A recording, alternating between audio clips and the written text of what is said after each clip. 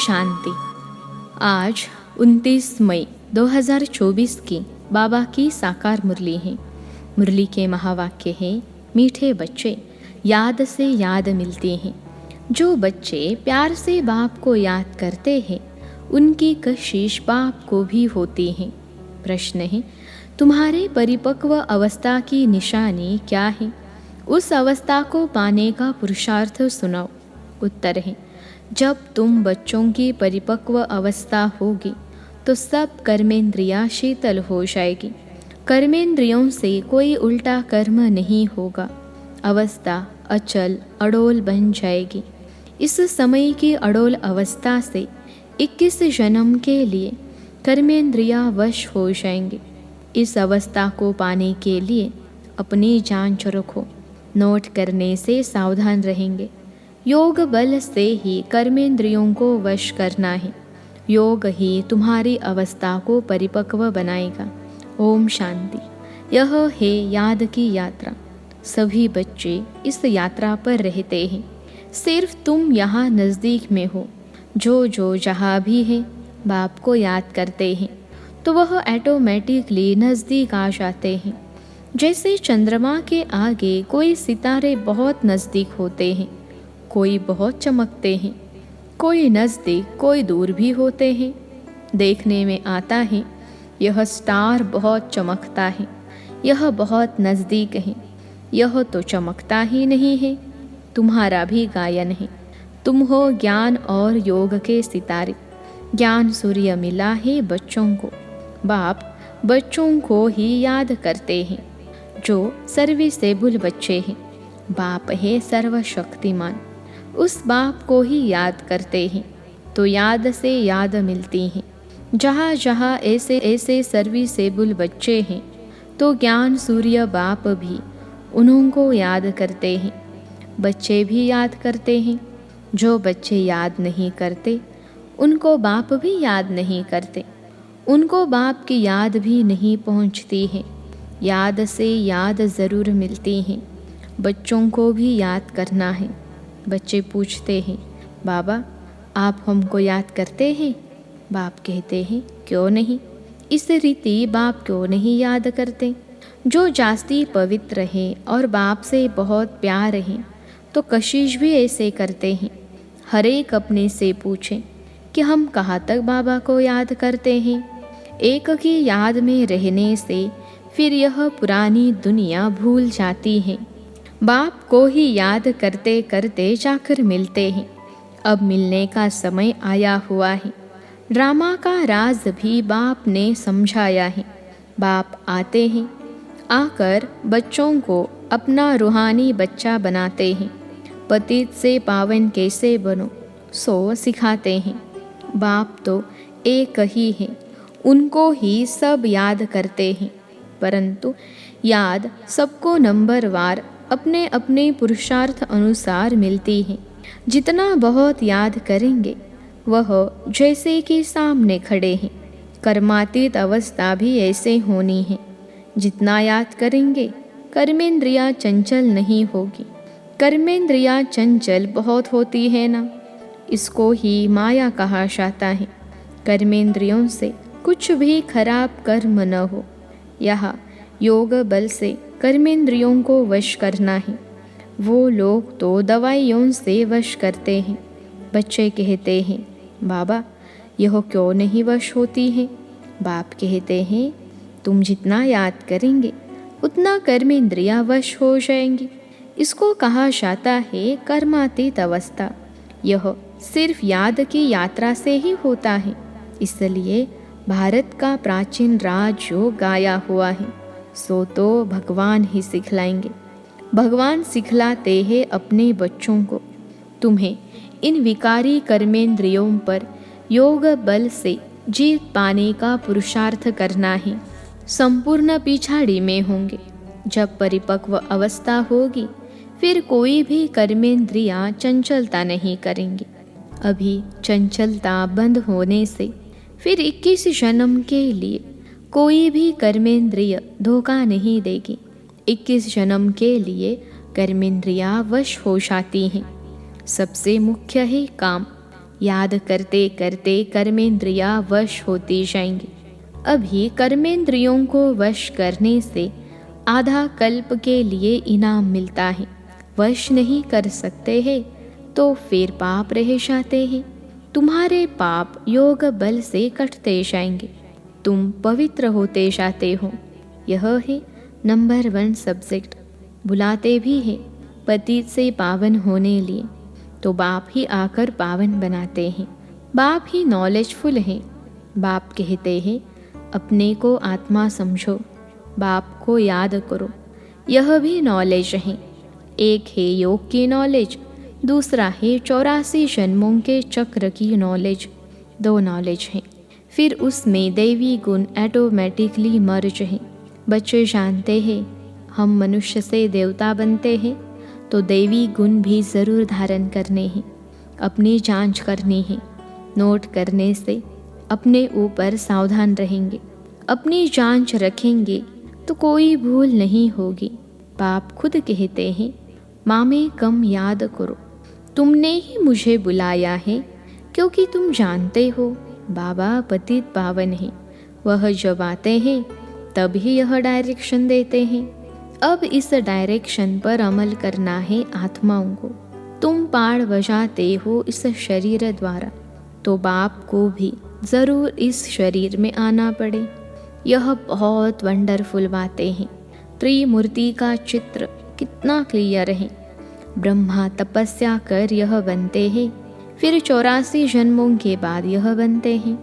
यह भी बुद्धि में याद रहे कि हम ब्राह्मण सो देवता थे, फिर 84 का चक्र लगाया, अब फिर देवता बनने के लिए आए हैं। जब देवताओं की डिनास्टी पूरी हो जाती है तो भक्ति मार्ग में भी बहुत प्रेम से उनको याद करते हैं। अब वह बाप तुमको यह पद पाने लिए युक्ति बताते हैं। याद भी बहुत सहज है, सिर्फ सोने का बर्तन चाहिए। जितना पुरुषार्थ करेंगे उतनी पॉइंट्स इमर्ज होगी। ज्ञान भी अच्छा सुनाते रहेंगे, समझेंगे जैसे कि बाबा हमारे में प्रवेश कर मुरली चला रहे हैं। बाबा भी बहुत मदद करते हैं, औरों का भी कल्याण करना है। वह भी ड्रामा में नोंद है। 1 सेकेंड न मिले दूसरे से, टाइम पास होता जाता है। इतने वर्ष इतने मास कैसे पास होते हैं? शुरू से लेकर टाइम पास होता आया है। यह सेकेंड फिर 5000 वर्ष बाद रिपीट करेंगे। यह भी अच्छी रीति समझना है और बाप को याद करना है, जिससे विकर्म विनाश हो। और कोई उपाय नहीं। इतना समय जो कुछ करते आए हो वह सब थी भक्ति। कहते भी हैं भक्ति का फल भगवान देंगे। क्या फल देंगे, कब और कैसे देते हैं, यह कुछ भी पता नहीं है। बाप जब फल देने के लिए आवे तब लेने वाले और देने वाले इकट्ठे हों। ड्रामा का पार्ट आगे चलता जाता है। सारे ड्रामा में अभी यह है अंतिम लाइफ। हो सकता है कोई शरीर भी छोड़ दे, और कोई पार्ट बजाना है तो जन्म भी ले सकते हैं। किसका बहुत हिसाब किताब होगा तो जन्म भी ले सकते हैं। किसके बहुत पाप होंगे तो घड़ी घड़ी एक जन्म ले, फिर दूसरा तीसरा जन्म लेते छोड़ते रहेंगे। गर्भ में गया दुख भोगा, फिर शरीर छोड़ दूसरा लिया। काशी कलवट में भी यह हालत होती है। पाप सिर पर बहुत है, योग बल तो है नहीं। काशी कलवट खाना यह है अपने शरीर का घात करना। आत्मा भी समझती है यह घात करते हैं। कहते भी हैं बाबा आप आएंगे तो हम आप पर बलिहार जाएंगे। बाकी भक्ति मार्ग में बलि चढ़ते हैं, वह भक्ति हो जाती है। दान पुण्य तीर्थ आदि जो कुछ भी करते हैं वह किससे लेन देन होती है? वह किससे लेन देन होती है? पापात्माओं से। रावण राज्य है ना। बाप कहते हैं खबरदारी से लेन देन करना। कहा कोई खराब काम में लगाया तो सिर पर बोझा चढ़ जाएगा। दान पुण्य भी बड़ी खबरदारी से करना होता है। गरीबों को तो अन्न और कपड़े का दान किया जाता है। वह आजकल धर्मशालाएं आदि बनाकर देते हैं। साहूकारों के लिए तो बड़े बड़े महल हैं, गरीबों के लिए है झोपड़ियाँ। वह तो गंदे नाले के आगे रहे हुए हैं। उस कीचड़े की खाद बनती है जो बिकती है, जिस पर फिर खेती आदि होती है। सतयुग में तो ऐसे कीचड़े आदि पर खेती नहीं होती है। वहाँ तो नई मिट्टी होती है। उसका नाम ही है पैराडाइज। नाम भी गाया हुआ है, पुखराज परी, सब्ज परी। रत्न है ना। कोई कितनी सर्विस करते हैं, कोई कितनी करते हैं। कोई कहते हम सर्विस नहीं कर सकते हैं। बाबा के रत्न तो सभी हैं, परंतु उनमें भी नंबरवार पुरुषार्थ अनुसार हैं, जो फिर पूजे जाते हैं। पूजा होती है देवताओं की। भक्ति मार्ग में अनेक पूजाएं होती हैं। वह सब ड्रामा में नोंद है, जिसको देख कर मज़ा आता है। हम एक्टर्स हैं। इस समय तुमको नॉलेज मिलती है, तुम बहुत खुश होते हो। जानते हो, भक्ति का भी पार्ट है। भक्ति में भी बड़े खुश होते हैं। गुरु ने कहा माला फेरो, बस उस खुशी में फेरते ही रहते हैं। समझ कुछ भी नहीं। शिव निराकार हैं, उनको भला दूध पानी आदि क्यों चढ़ाते हैं। मूर्तियों को भोग लगाते हैं, वह कोई खाती थोड़े ही है।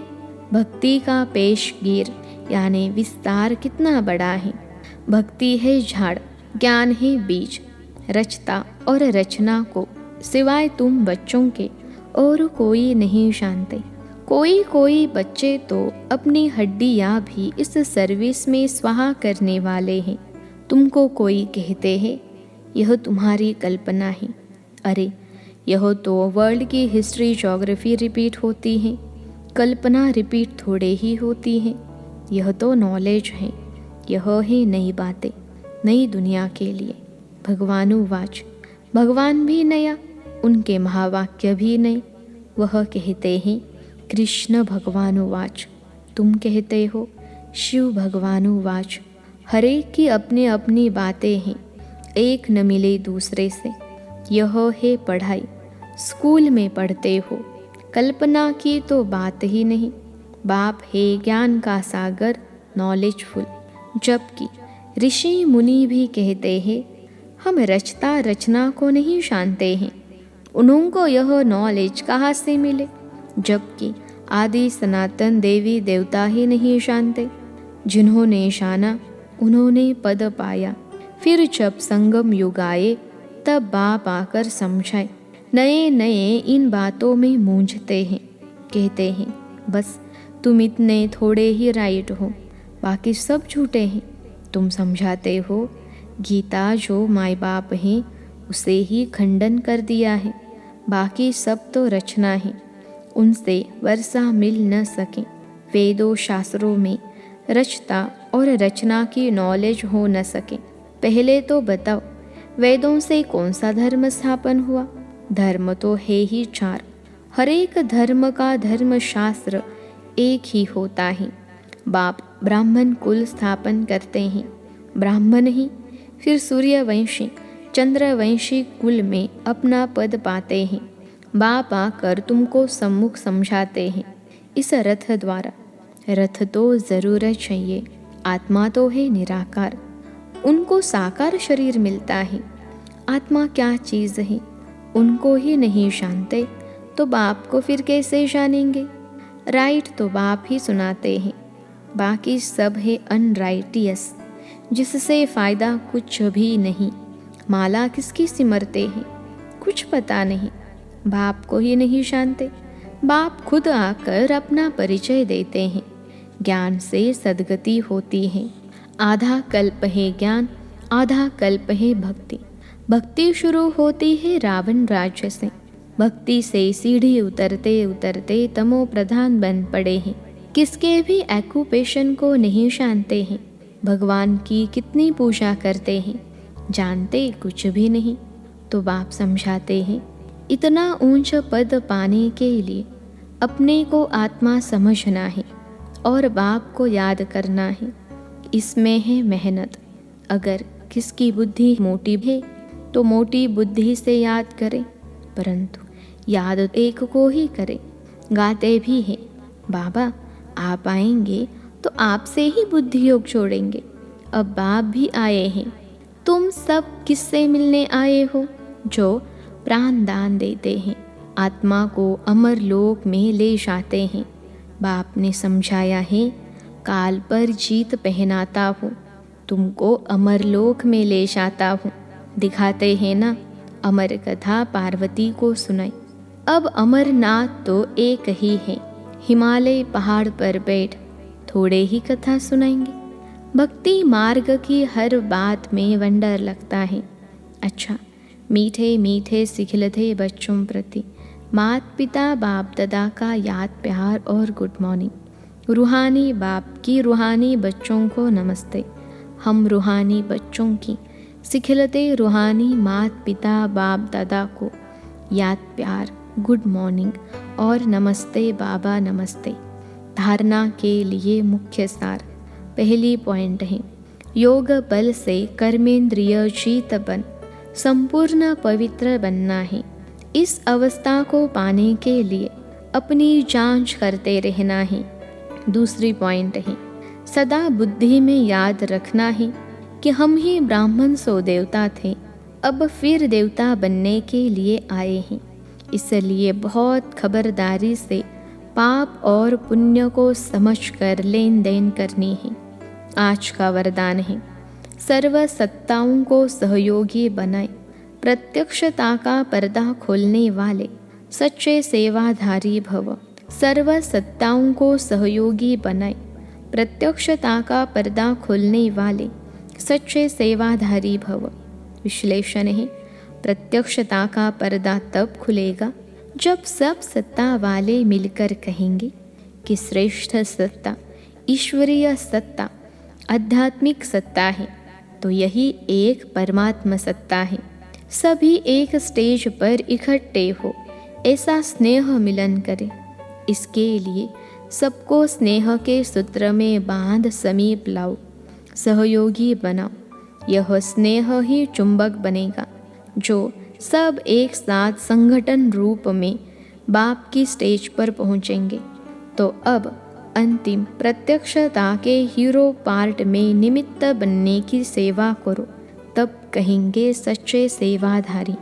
आज का स्लोगन है, सेवा द्वारा सर्व की दुआएं प्राप्त करना, यह आगे बढ़ने की लिफ्ट है। सेवा द्वारा सर्व की दुआएं प्राप्त करना, यह आगे बढ़ने की लिफ्ट है। अच्छा, ओम शांति।